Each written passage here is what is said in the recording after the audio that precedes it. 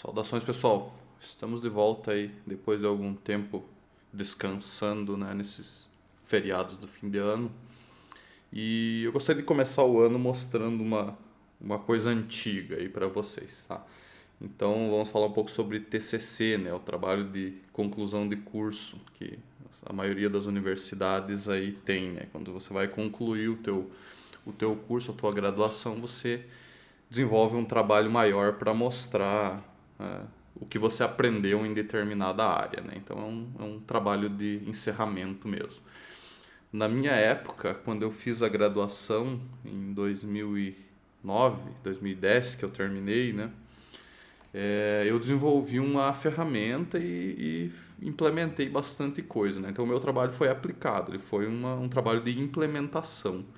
E na época eu usava bastante Linux e percebi que não tinha nenhuma ferramenta boa o suficiente assim que se popularizasse, na verdade, para desenvolver jogos, né? Então existiam algumas ferramentas assim para principalmente para Windows, existiam muitas game engines e tudo mais, só que muito pouca gente focava esforços ali no Linux, né? Então eu pensei um pouco nesse gap que existia, né? E resolvi implementar alguma coisa diferente, focada no ambiente do Linux, né, para ver o que a gente conseguiria obter de resultados ali. E junto a isso, eu desenvolvi essa ferramenta pensando em capacidades didáticas, né? Então eu já tinha em mente atuar com ensino de programação e me interessava bastante por essa área, né? Então eu pensei em implementar alguma coisa que pudesse ser utilizado tanto por alunos quanto por professores ali durante o ensino de programação e que de quebra trouxesse alguma coisa visual, né, alguns efeitos, enfim, né, que fosse algo chamativo para o aluno, né. Então na época até consta aqui na minha página, né, o professor Tony abraçou a ideia e me orientou, a gente desenvolveu uma ferramenta pequena e foi muito interessante porque ela acabou ganhando uma dimensão que a gente não esperava, né? Então eu tô com ela, com a página dela aberta aqui, né? Ela se chamava IR RPG Builder, IRR por causa da game engine que eu usei para construir, né? Essa ferramenta que era a Irlist, é uma engine que eu acho que está meio morta hoje em dia. Possivelmente, eles ainda têm algumas atualizações, mas eu acho que ela, sinceramente, parou no tempo, né? Porque é uma game engine bem antiga, assim, bem antiga mesmo. Eu já brincava com ela lá por 2007, 2008. Então, não evoluiu tanto quanto eu imaginaria, assim, né? Ela deveria hoje ter suporte a muito mais coisas, né? Enfim, é uma game engine bem interessante. Ela é um renderizador gráfico, tem controle de inputs de som, né, através do Erlang, tem um monte de coisa lá. E ela é toda feita em C++, né? Você programa ela em C++. E na época eu estava estudando C++ e achei interessante usar ela, né? Ela tinha capacidade de exportar tanto para Windows quanto para Linux, né? Hoje em dia talvez tenha algumas plataformas a mais, né? Mas enfim, eu abracei a ideia de construir uma pequena ferramenta para desenvolvimento de jogos e ensino de programação que fosse capaz de rodar no Windows e no Linux, né? E como vocês podem ver aqui, ela teve muitas versões, tá? Várias versões. Se vocês pegarem o SVN lá, que era o gerenciador o repositório de código dela, ela deve ter dezenas, centenas de commits lá dentro, né? Porque a ferramenta foi evoluindo com o tempo, né?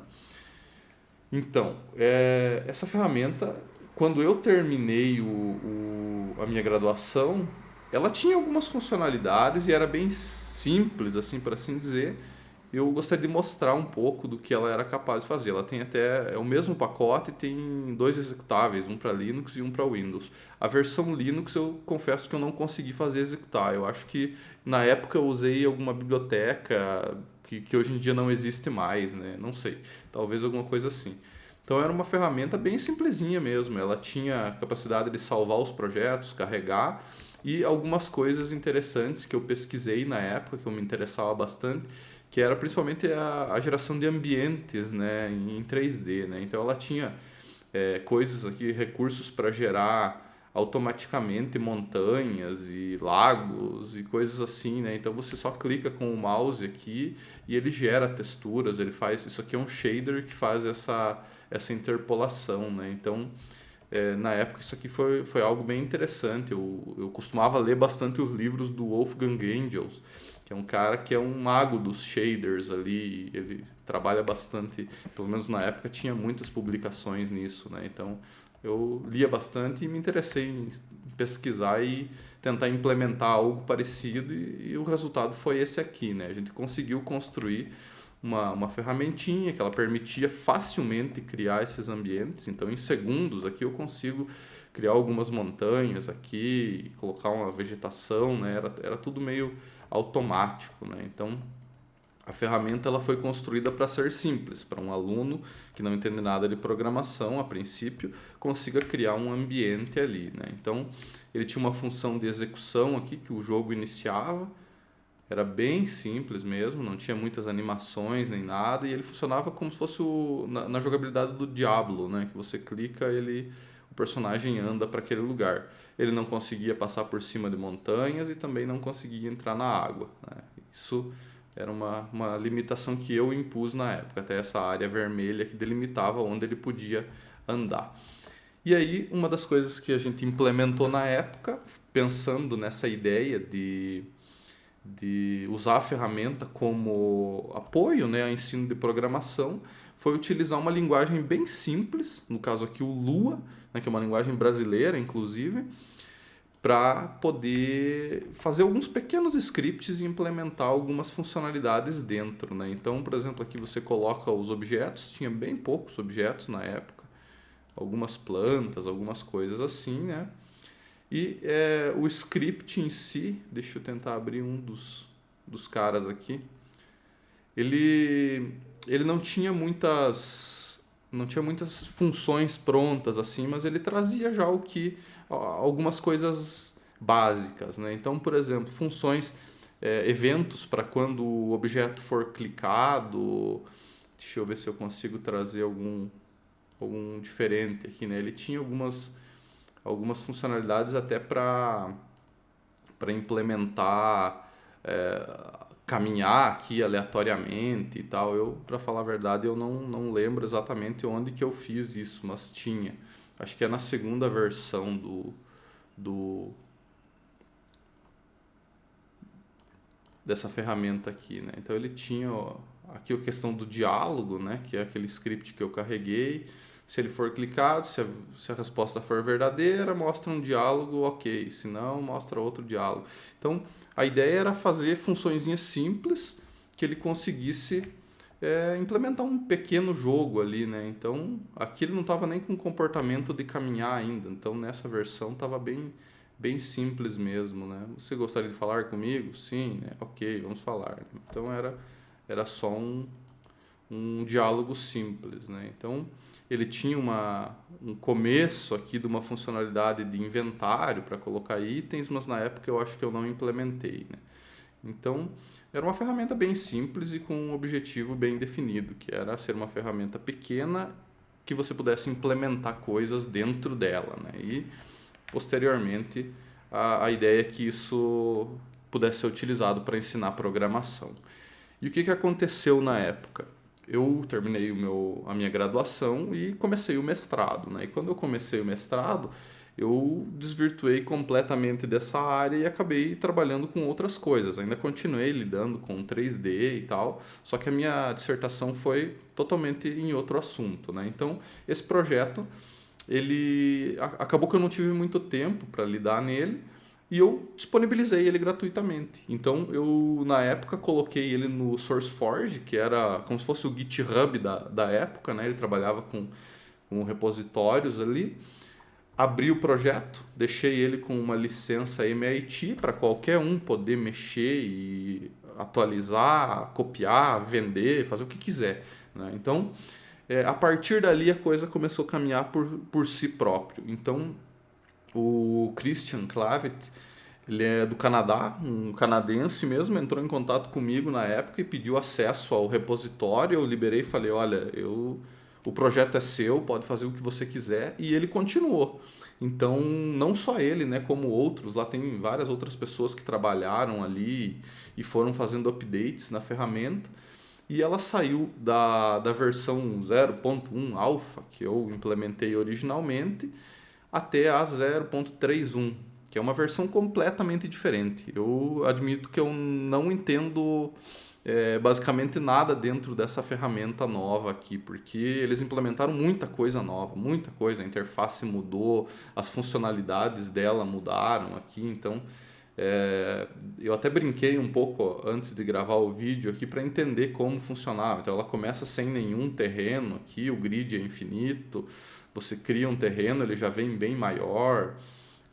A própria ferramenta de terreno aqui eles mudaram, criaram algumas coisas novas aqui, colocaram um shader diferente, enfim, a ferramenta ela caminhou por si, então não é mais a que eu criei, né? É uma ferramenta que foi evoluindo, ainda tem algumas coisas da minha época, mas a própria vegetação eles colocaram plantas diferentes ali mais bonitinhas e tal.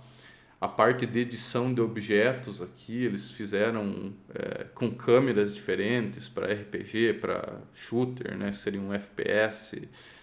Enfim, eles brincaram bastante aqui ao longo dos anos, né? Criaram goblins, outras coisas aqui. Deixa eu até ver se eu consigo editar o script. Olha, os scripts deles já vêm com bastante coisa pronta, bastante coisa pronta. Deixa eu até tentar dar play aqui para ver o que faz esse negócio. Olha, dá para dar zoom. O cara tá travado ali, mas eu acho que ele deve ter algum comportamento. Hello? Opa, o cara até grita. Você gostaria que eu seguisse? Você tá bom, pode seguir. Você não vai seguir, cara? Olha só. Então tem alguns comportamentos que eles implementaram ali para funcionar como se fosse a IA do jogo, né? Claro, eu não sei mexer nessa ferramenta, eu não sei fazer grandes coisas aqui, né? Mas já dá para ver que tem bastante coisa implementada diferente da minha época, né? Então, o setup do editor aqui, olha só todas as configurações. Isso na minha época era tudo XML, salvo na pasta lá mesmo, você tinha que editar manualmente, né? Eu até encontrei aqui alguns projetos que eles fizeram de exemplo, né? Tutoriais, deixa eu ver se eu acho alguma coisa aqui interessante. Dungeons, né? Isso aqui não tinha na minha época, né? Então, eles implementaram, eles trocaram o personagem, colocaram essa animação meio desengonçada aí, mas tudo bem, né? O projeto é livre, né? Ficou de código aberto. Olha só, isso aqui não tinha na minha época, de o personagem aparecer quando ele está ocluso. Enfim, né? Não vou me estender muito aqui.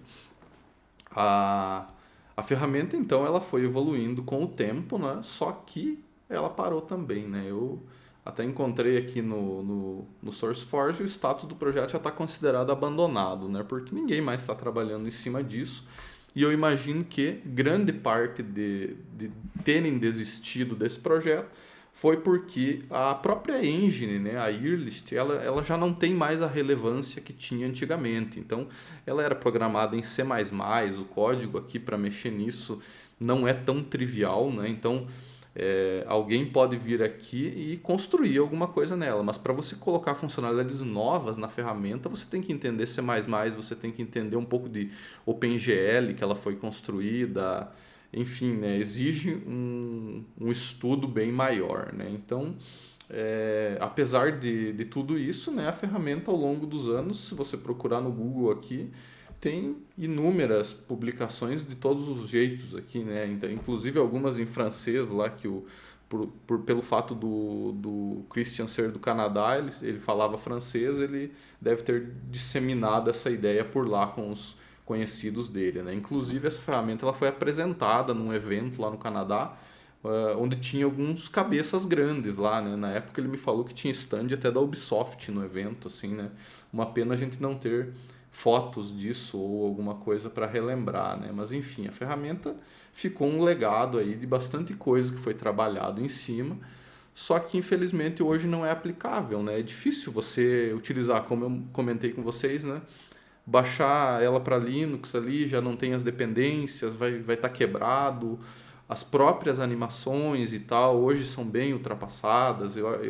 eu acredito que teríamos que substituir esses assets aqui, que provavelmente são assets prontos que foram encontrados em algum repositório gratuito ali, foram incorporados, né? Então ela não é tão concisa quanto a parte artística, né? Ela, embora tinha vários recursos ali, ela foi se divagando com o tempo, né? Eles foram incrementando coisas e ela ainda tem um monte de maluquice ali que eles fizeram, né? Mas por que eu estou falando isso para vocês? Além de relembrar o que eu fiz há 10, 11 anos atrás, né? Eu tenho uma vontade de reiniciar esse projeto, dar um reboot nele.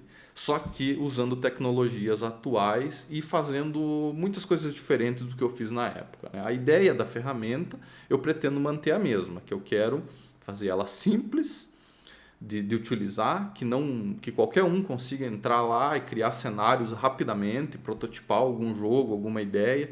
Por exemplo, tem essas competições de Game Jam, né, que você usa RPG Maker, Game Maker, enfim, essas ferramentinhas menores, né, em relação a uma Unity da vida, uma Unreal Engine, elas são menores, né, e tornar o RPG Builder como uma opção, né, para você prototipar e criar pequenos insights ali, prototipar ideias, né? Então, a ideia que eu tenho hoje é tentar resgatar um pouco da essência da ferramenta, algumas coisas que nós tínhamos na época que eram legais, que funcionavam bem, e juntar com coisas novas, com tecnologias novas, para deixar ela o mais fácil possível de utilizar e que ela possa também ser aplicada como uma ferramenta de apoio ao ensino de programação, né? Então, fiquem ligados aí nos próximos vídeos.